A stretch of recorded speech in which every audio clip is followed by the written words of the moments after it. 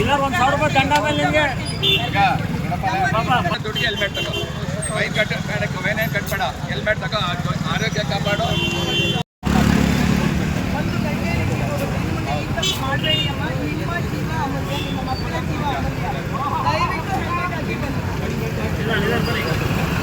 ಮಾಡಿ ಆದರೆ ನೋಡಿ, ನಾವು ಡ್ರೆಸ್ ಹಾಕ್ತೀವಿ, ತಲೆ ಬಾಡ್ತೀವಿ, ಎಲ್ಲ ಮಾಡ್ತೀವಿ. ಆದರೆ ವಾರದಲ್ಲಿ ಯಾಕೆ ಹೇಳಿದ್ರೆ ಬಿದ್ದಾಗ ತಲೆಗೆ ಇಟ್ಬಿಟ್ಟು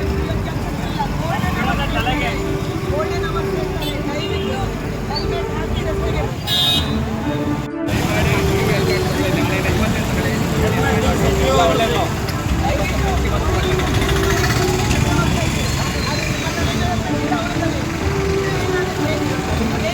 ಏನಾಗುತ್ತೆ ತಲೆ ಬಂದರೆ ಏನಾಗುತ್ತೆ, ಜನ ಉಳಿಯಲ್ಲ. ಗೋಲ್ಡನ್ ಅವರ್ಸ್ ಅಂತ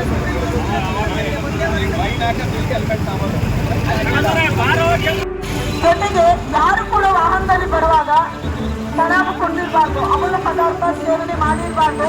ಜೊತೆಗೆ ನೀವು ರಸ್ತೆಗೆ ಬರಬೇಕಾದ್ರೆ ವಾಹನ ಸರಿಯಾಗಿದೆಯಾ, ಮೆಕ್ಯಾನಿಕಲಿ ಹಾಗೂ ಎಲ್ಲ ರೀತಿಯಲ್ಲಿ ವಾಹನ ಸರಿಯಾಗಿದೆಯಾ ಅಂತ ಪರೀಕ್ಷೆ ನಡೆಸಿಕೊಂಡು ನೀವು ರಸ್ತೆಗೆ ಬರಬೇಕಾಗತ್ತೆ.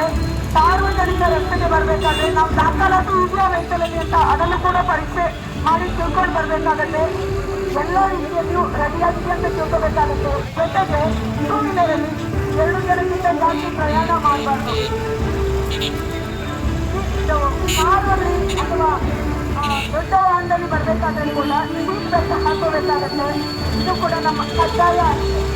ಜೊತೆಗೆ ಮದ್ಯಪಾನ ಮಾಡಿ ಬಂದು ಮಾಡೋದ್ರಿಂದ ಏನಾಗುತ್ತೆ, ಅಪಘಾತ ಆದರೆ ನಿಮ್ಮ ದೇಹಕ್ಕೆ ಹಾನಿಯಾಗುವುದರ ಜೊತೆಗೆ ನಿಮ್ಮಿಂದ ಬೇರೆ ಕುಟುಂಬ ಕೂಡ ಬೀದಿಗೆ ಬೀಳುವಂತಾಗುತ್ತೆ. ಯಾಕಂದ್ರೆ ಆ ಕುಟುಂಬದ ದುಡಿಯುವ ವ್ಯಕ್ತಿಗೆ ಏನಾದರೂ ಆಕ್ಸಿಡೆಂಟ್ ಆಗಿ ಡೆತ್ ಆದರೆ ಅವರ ಫ್ಯಾಮಿಲಿಗೆ ಕೂಡ ತೊಂದರೆ ಆಗುತ್ತೆ. ಜೊತೆಗೆ ಎಲ್ಲ ದಾಖಲಾತಿ ಇಟ್ಕೊಳ್ಳೇಬೇಕಾಗುತ್ತೆ. 18 ವರ್ಷ ಒಳಗಿನವರು ಯಾವುದೇ ವಾಹನವನ್ನು ರಸ್ತೆಗೆ ತರತಕ್ಕಲ್ಲ, ಅದು ಕೂಡ ಕಾನೂನು ಬಾಹಿರ ಆಗಿರುತ್ತೆ.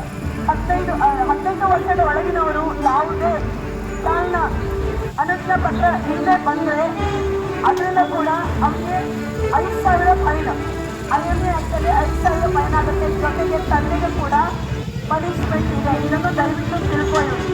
ವಾಹನವನ್ನು ಪಾರ್ಕ್ ಮಾಡುವಾಗ ಕೂಡ ಬೇರೆಯವರಿಗೆ ತೊಂದರೆ ಆಗುವ ರೀತಿಯಲ್ಲಿ ಪಾರ್ಕ್ ಮಾಡಬೇಕು ಅಂತೀವಿ. ಯಾಕಂದ್ರೆ ನಾವು ಹೇಳ್ತೀವಿ ಸಂವಿಧಾನಾತ್ಮಕ ಹಕ್ಕು ಎಲ್ರಿಗೂ ಇದೆ, ಎಲ್ಲರೂ ಚೆನ್ನಾಗಿ ಮೂವ್ ಆಗಬೇಕು ಅಂದರೆ ವಾಹನವನ್ನು ಕೂಡ ಸರಿಯಾಗಿ ಪಾರ್ಕಿಂಗ್ ಮಾಡಿರಬೇಕು.